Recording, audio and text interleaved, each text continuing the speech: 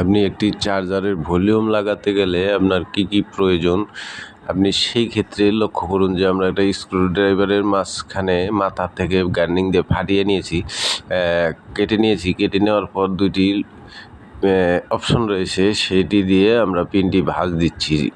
রেগুলেটরের যে পিনগুলি রয়েছে সেগুলো ভাঁজ দিচ্ছি। এখন আপনাদের উদ্দেশ্যে করা যে পিনটি ভাঁজ দেওয়া শেষ, এখন আমরা সোল্ডারিং করতেছি। সোল্ডারিং করার পরে আমরা আবার ওই চার্জারের লুপগুলি এখানে বসাবো। আর বিশেষ করে যারা আমাদের নতুন বন্ধু রয়েছেন তাদের উদ্দেশ্যে বলতেছি, ভিডিওটি ভালো করে লক্ষ্য করুন।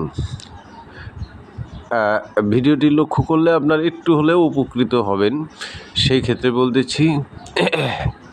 এখন আমরা রেগুলেটরটি কানেকশন করব। দেখুন যে কোথা থেকে কানেকশনটি দেয়া হচ্ছে। এই ক্ষেত্রে ভিডিওটি সুন্দর করে দেখতে থাকুন।